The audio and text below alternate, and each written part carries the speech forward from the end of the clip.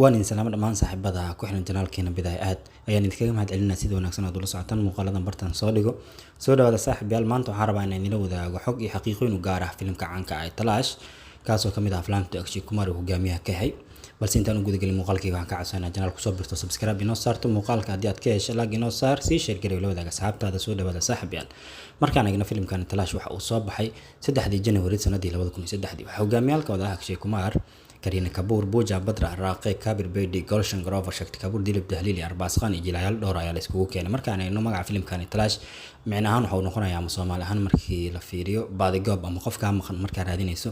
yani Talaash weeyaan ama raadin ay Hindidu yani macnahaan uu noqonayaa waxa agaasimo ka ah ninka lagu magacaabo Sunil Darshan halka uu soo saaray ka yahay ninka lagu magacaabo Bahlaj Nihalani nin lagu magacaabo muusigada waxa uu garaacay Sanjeev Darshan markaan eegno filimkani iyo tiyaatarada la saaro waxa lagu sheegay 320 tiyaatar in la saaray lacag lagu kharash gareeyay waa 9 karoor una dhiganta 1 milyan oo dollarka Mareykanka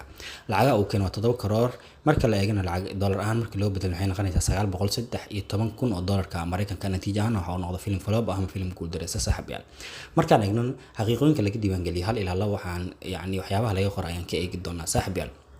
waxa la filimkani Talaash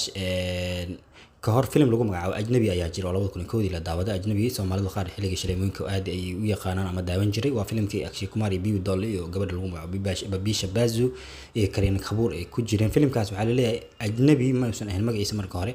Talaash ayuu ahaa laakiin markii dambe waa laga bedelay ajnabi ayaa loo baxshay saaxiibayaal xaqiiqooyinka laga qoray filimkan waxa la leeyahay filimkan waa filimkii ugu horeeyay Akshay Kumar iyo Kareena Kapoor qaab opposite yani actor iyo attention iskaga soo yani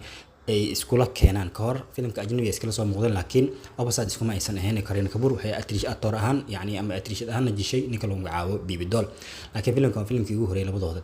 actor iyo actress oo yani door actor iyo actress ku jiraan waa filimkan waa filimkii ugu horeeyay labadooda iskala soo muuqdaan saaxiibayaal xaqiiqada kale aan ka eegi doono waxa weeyaan saaxiibayaal Kareena Kapoor waxa leeyahay filimka magac marka la eego magacaan Talaash waxay sameysay filim kale lagu magacaabo kaas oo asagina la sameeyay sanadii 2012